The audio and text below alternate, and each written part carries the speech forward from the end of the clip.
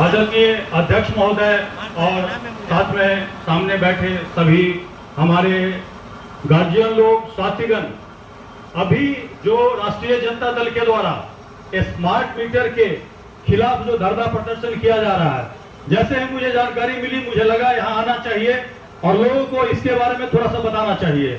आपको बता दें कि केंद्रीय बजट 2021-22 में वित्त मंत्री सीतारमन ने स्मार्ट मीटर लगाने की घोषणा की थी और आपको पता है ये स्मार्ट मीटर जो लगेगा उस पे आपको 1 रुपया भी नहीं देना है, लेकिन खर्चा सरकार का 1.5 लाख करोड़ होगा। अब ये जो 1.5 लाख करोड़ है, हम सोच रहे हैं कि हमको तो पैसा नहीं लग रहा है, लेकिन कहीं ना कहीं आपके पॉकेट से ही वो पैसा निकाला जाएगा, जबकि इसकी कोई आवश्यकता नहीं है। इससे सरकार क्या कह रही है?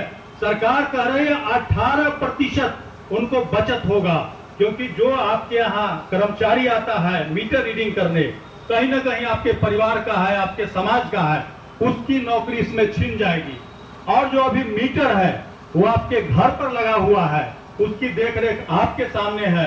जो लड़का आता है मीटर रीडर, वो आपके सामने चेक करता है कि उसका कितना रीडिंग है, लेकिन जो स्मार्ट मीटर है उसको देखने कोई नहीं आएगा। उसका पूरा कंट्रोल कंपनी के हाथ में होगा। आप लोग मोबाइल सभी लोग यूज करते होंगे और आप ये देखिए, आप जो रिचार्ज कराते हैं उसमें 3 GB 2 GB अलग अलग डाटा होता है, लेकिन कभी कभी आप देखते होंगे सुबह उठते हैं, क्योंकि जो आपका डाटा जो है 2 GB 3 GB वाला वो रात को अपडेट होता है, तो ऐसे में सुबह उठ करके देखते होंगे तो कभी कभी मैसेज आता होगा कि आपने पूरा डाटा यूज कर लिया, जबकि आपने 12 बजे रात के बाद सोए हुए थे और आपने कोई यूज भी नहीं किया।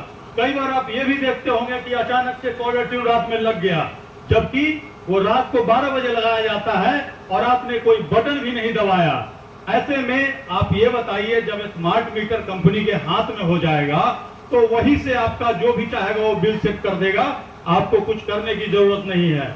कल को हमने सुना जो बिजली मंत्री हैं उन्होंने क्या कहा कि लोग कहते हैं कि स्मार्ट मीटर से जो आपका बिजली का रीडिंग का है वो गड़बड़ी हो सकता है, तो वो कह रहे हैं कि जो मोबाइल है उसके बिल में तो कोई गड़बड़ी नहीं हुआ है।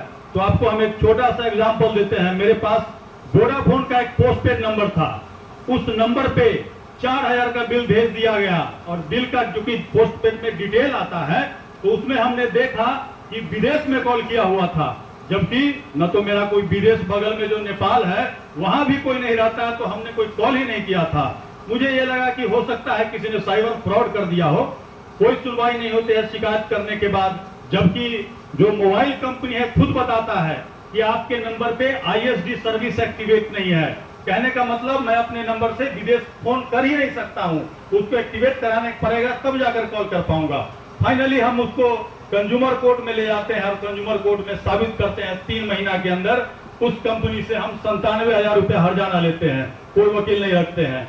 तब ये देखिए कितना आदमी इतना सक्षम है, कल को 5,000 50,000 बिल अभी अगर कर देगा, क्योंकि आप ये देखिए इसमें आपका जो आप मीटर लगाएंगे वो आप रिचार्ज करेंगे, तो रिचार्ज करने के बाद 1-2 साथी यहाँ पटोरी में लगवाए हैं, वो बताते हैं कि ऐप है उसमें आप देख सकते हैं आपका कितना कंजम्पशन हो रहा है, पर सेकेंड वो दिखाता है, पर मिनट दिखाता है। और वही लड़का मुझे बता रहा था इसमें होता क्या है, आप जो कनेक्शन लेते हैं तो उसमें आप किलोवाट तय कर देते हैं, जब इतना किलोवाट लोड इस पे देंगे उस हिसाब से आपका कनेक्शन होता है।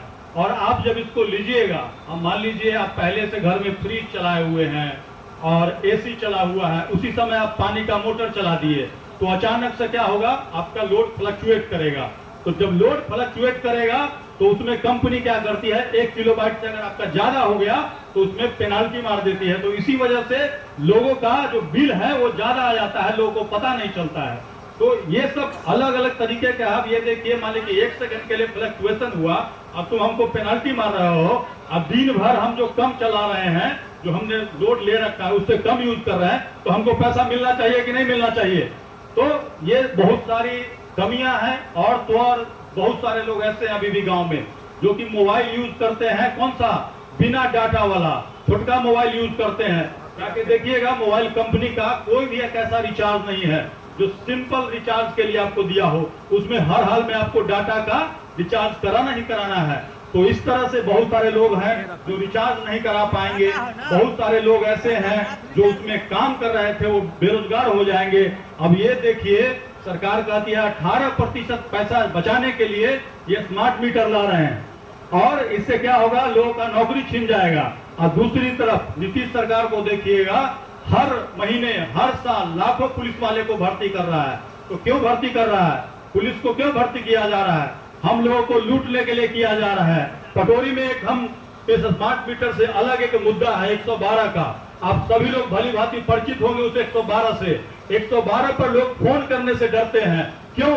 जबकि 112 एक इमरजेंसी सर्विस है। हमारे घर में अगर बिजली का मीटर लगा हुआ है, आग लग गया तो हमको क्या करना है, 112 पर फोन करना है। लेकिन मजाल है कोई इससे 112 पे फोन करते डर के मारे कोई नहीं करेगा। जबकि अगर लड़ाई झगड़ा हुआ 112 पर फोन कीजिएगा तो क्या करता है, दोनों को उठा के और गाड़ी में ले जाता है और रास्ते में दोनों को इतना डरा देता है और कहता है कि दोनों आपस में समझौता कर लो।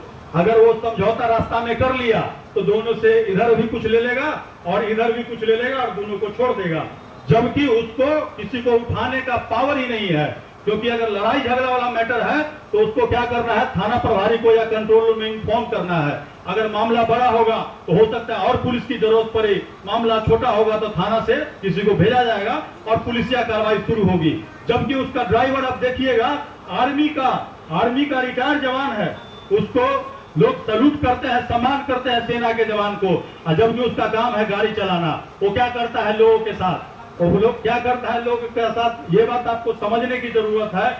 और तो लोगों को इस तरह से परेशान किया जाता है। तो एक तरह से ये जो स्मार्ट मीटर है उसी के बारे में इसीलिए हम बताए हैं कि एक न्यूज में हम पढ़े थे, सरकार ने कहा कि जो मीटर नहीं लगवाएगा पुलिस जाकर के उसको मीटर जबरदस्ती लगवाएगी। और इसीलिए हम 112 की बात रखते हैं। 2 दिन पहले एक वायरल हो रहा था कि 112 को पावर दे दिया गया, किसी को गोली मार सकता है, जबकि ऐसा कोई खबर नहीं है। झूठा खबर इसीलिए फैला दिया है ताकि आम लोगों के मन में डर बैठ जाए और पुलिस से पंगा नहीं ले पाए।